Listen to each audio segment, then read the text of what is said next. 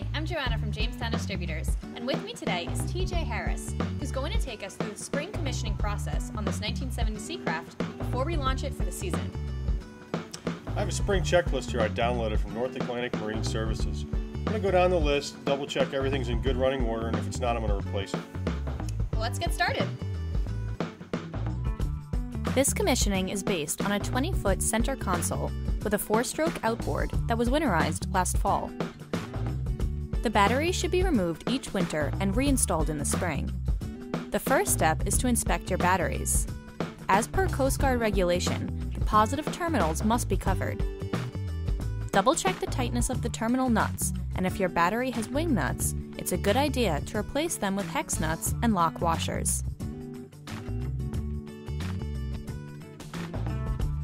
We installed a battery bug monitor last fall, so now checking the state of our battery literally takes seconds. Next, check the bilge pump float switch. Now it's time to test the switch panel. Check the bilge pump manual override and the washdown switch. Next, check the navigation lights.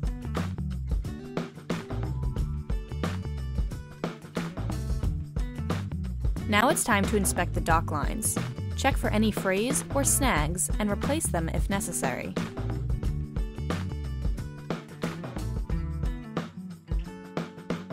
Inspect the anchor, anchor chain, shackles, and anchor line. Now it's time for the safety gear. Inspect the fire extinguisher. Make sure it's fully charged and not expired.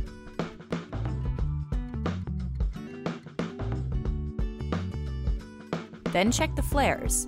There isn't much to check on these besides the expiration date. Lastly, check your Coast Guard required sound signal. Next we move on to the motor. Take the motor cowling off and make sure no small animals have decided to make the powerhead their winter home. Check all hoses, wires, and connections, and make sure nothing is excessively worn or melted. Next, check the oil level.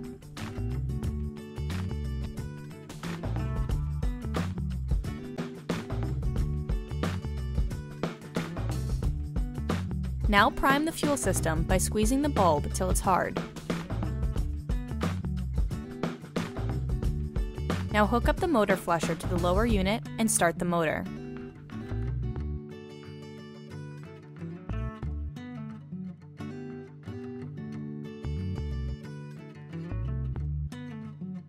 Check the shift by engaging the motor into forward, then reverse.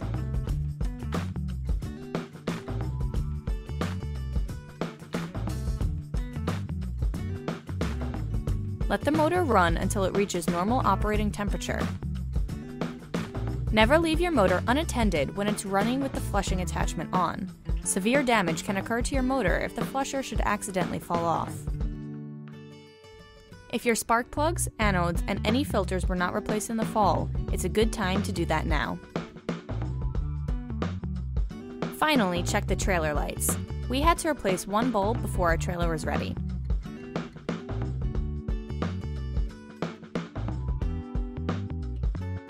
Well, it looks like everything on the list checked out, so we'll be good to go to start this year's boating season.